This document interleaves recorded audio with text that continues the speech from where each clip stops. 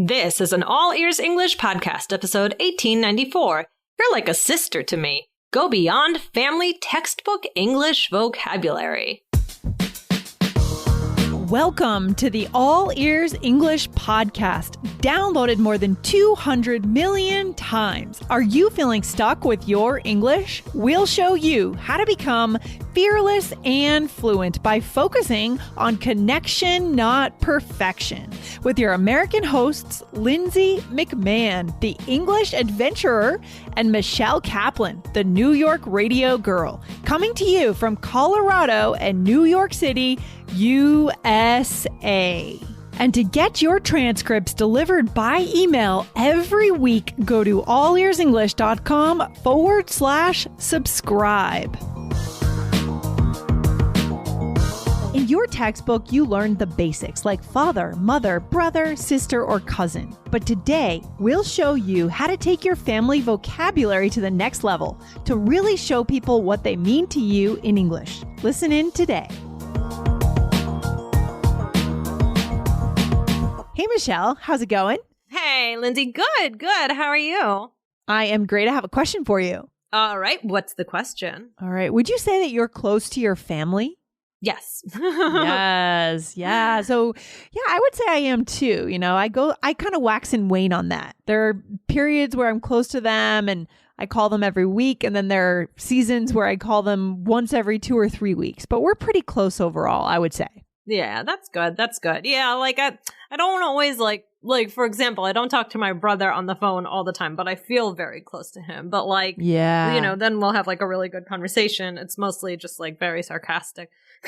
Right. You've told us before that your brother's really funny. He's always joking. Was that true when you were growing up too? Did you guys always joke together? Yeah. Well, and he just always like made me like just do crazy things, you know, like just like say like, yeah, just say crazy things and whatever. I don't know. We just have like a relationship where we don't say many serious things. So it's fun. That's awesome. I love that. Yeah. I love that. Yeah. What are we getting into today? Well, you know, then there's, you know, the word family. It can also mean kind of what you want. Like, I don't think that your family, what is it? There's some expression that's like, oh, there's family you choose. You don't choose it. Yeah. Right. There's the family that you have by birth and then the family you choose or something. Right. So, right. I mean, so do you have anyone who's like family to you?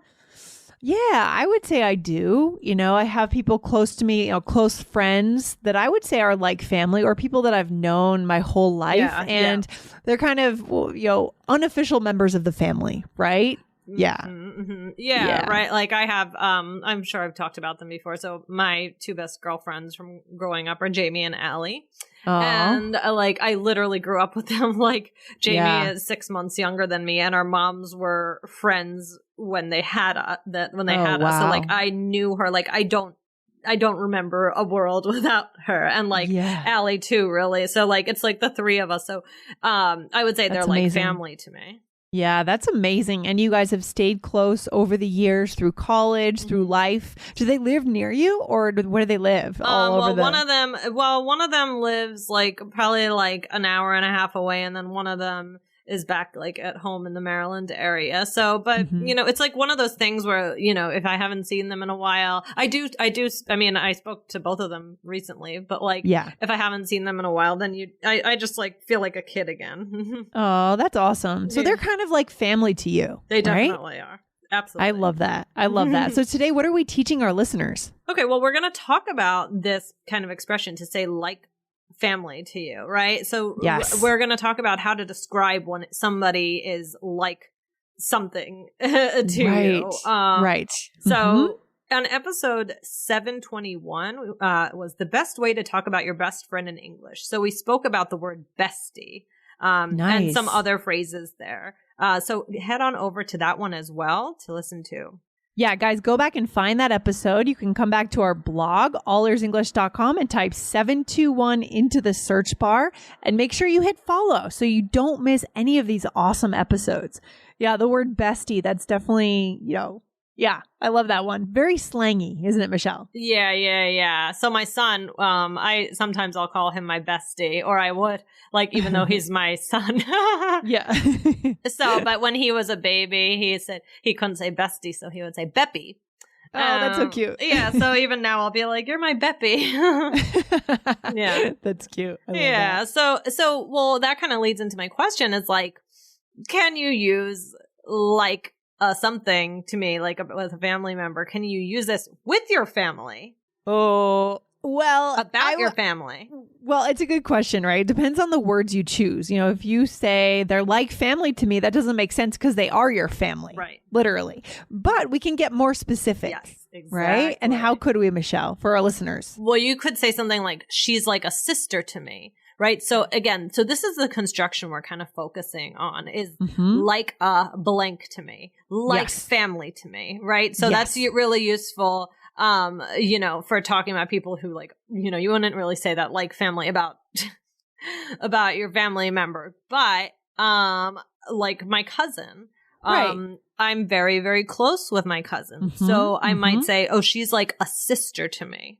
Exactly. Like, for example, my niece doesn't have any siblings, but she has cousins that I think she spends a lot of time with, right? So they are kind of like brothers or sisters to her, even though they're just her cousins. Exactly the same thing. Right.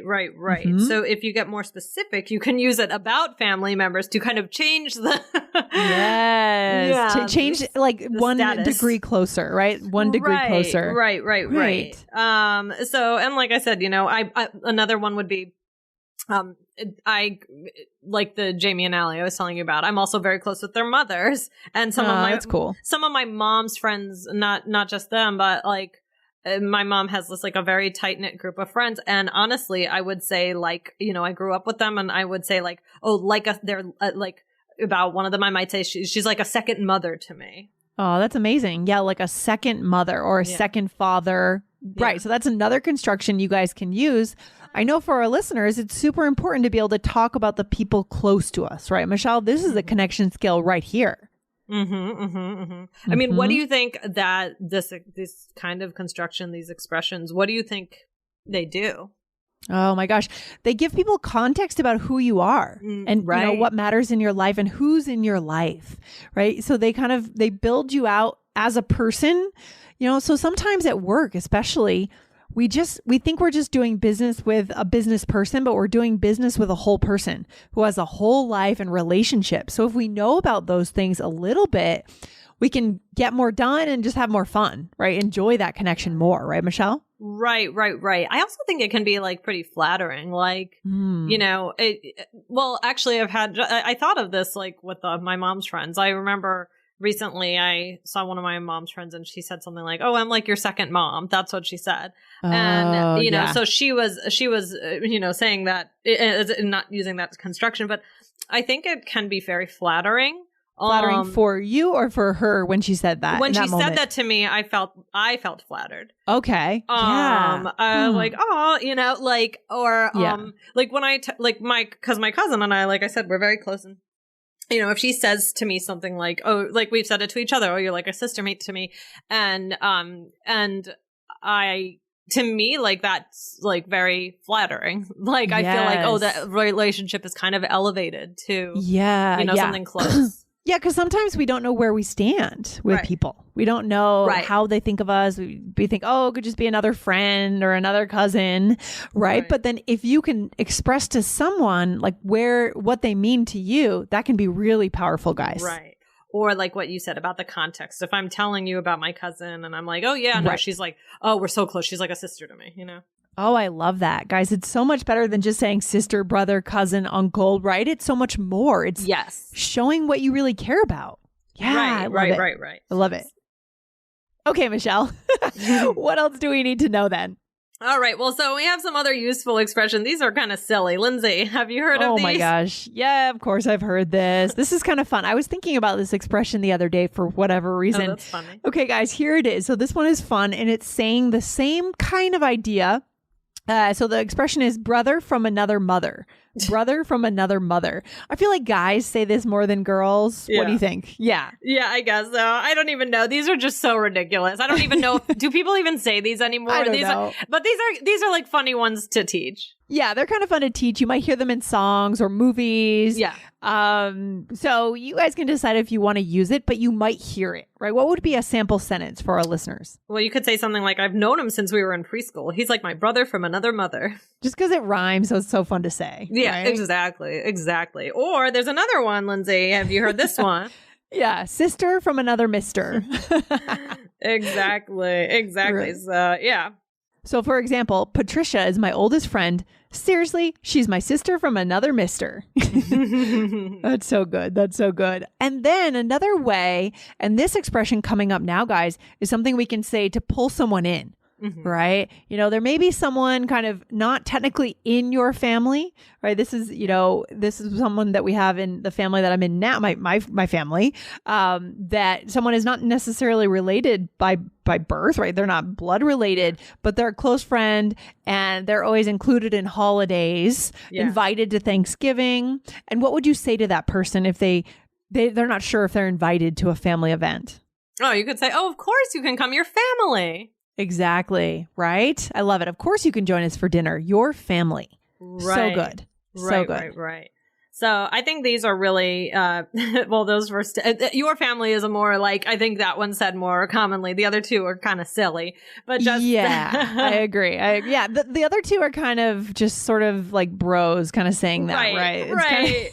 It's just a joke. But joking. Yeah, like, so I think those are just funny ones, but your family you could really use. And then there's this one other one. Do you remember, I don't know if when you used this, but there was Lilas. Do you remember that? No, I think I might have missed the era of this. Oh, this was mostly written out in like yearbooks. Oh no, I missed that. Oh my gosh, no. Yeah, so it stands for I love you like a sister. Okay. Yeah. And I remember like people used to say that to each other, like Lilas, or like just like write it out. So that's cute. Oh man, the days of yearbooks. What a funny thing, right? The last day of school, everyone gets their yearbook in American culture. This is like middle school, high school, right, Michelle? Right. And you go around asking your friends to sign it. Sometimes you might ask your crush to sign your yearbook, or like someone you barely know to sign your yearbook. And it was all about how much do you have signed in your yearbook. It's just so funny. It's so funny. I know. Maybe one episode we'll do a whole thing on yearbooks. Yeah, that'd be fun. Okay, let's do a role play for our listeners. What are we doing here? Okay, so we are childhood friends, and we're not going to use the silly ones. Okay, we'll use the more real ones, right? Yes. All right. Here we go. Michelle, I need to ask you a favor. Can I sleep over at your house? My AC broke, and it's so hot. Of course. Lindsay, you're like a sister to me. It's too hot to stay at your place. Thanks, Michelle. Your family. I appreciate it. Nice. Okay, cool. All right. So what did we say? We used a couple of these kind of better ones. What'd you say? Yeah. Well, I said, you're like a sister to me. Right. Yeah. So you're asking me for a favor. And it's like, if like, somebody in your family were to ask you to stay with you, it's like, oh, well, I don't know. It depends on the family relationship. But the idea here is like, it's almost like, oh, you don't even need to ask. Like, you're like family. Just come over, Exactly. And then I said it too. I said, thanks, Michelle. Your family. I appreciate it. So this is nice. It's really affirming. We have to have these conversations in life, guys, because we have to understand where we stand with people. Right.